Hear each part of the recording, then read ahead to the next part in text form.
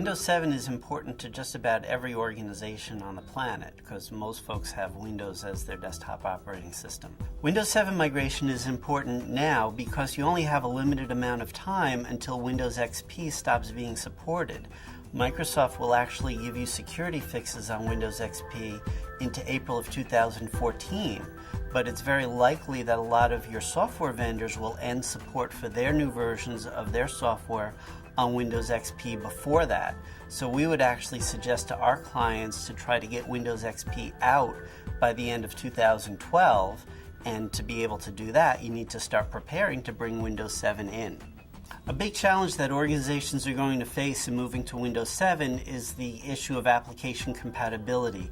Organizations need a full list of all the applications that are in use, and they need to try to figure out which ones that they need to test. They also need to speak to all the application vendors to understand what their timelines are for application compatibility. And organizations also need to remember about browser applications. You may have an application that you think is a browser application, but it may be IE6 specific.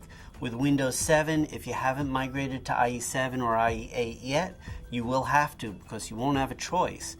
IE6 won't run on Windows 7. You're going to have to move to IE8, and you may find a lot of applications that need remediation just for IE. In order to optimize their costs, organizations need to understand what their Windows licensing is like. Do you have a software assurance agreement or an enterprise agreement with Microsoft where you're getting rights to Windows 7 for every PC, or are you relying on your OEM licenses that you buy when you get a new PC to do your Windows 7 deployment? If you're relying on your OEM licenses, then you really need to understand Microsoft's upgrade and downgrade policies to ensure you buy your PCs at the right time so that you don't have to pay Microsoft an extra $120 to $200 per PC in order to get those rights. You'll find a lot of infrastructure and operations decision makers looking at Windows 7, from the CIO down to IT managers.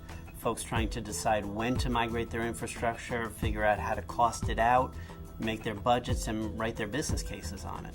The INO leaders also need to make sure that the application developers are ready to provide support for their applications on Windows 7. At Gartner, we have a large amount of research to help you make your critical decisions around Windows 7.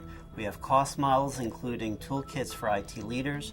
We have research on software licensing and toolkits on that as well. We have research that talks about the process and decisions that you need to make around Windows 7, and of course research that tells you what benefits that you might be interested in, what features of Windows 7 you might find compelling for your organization.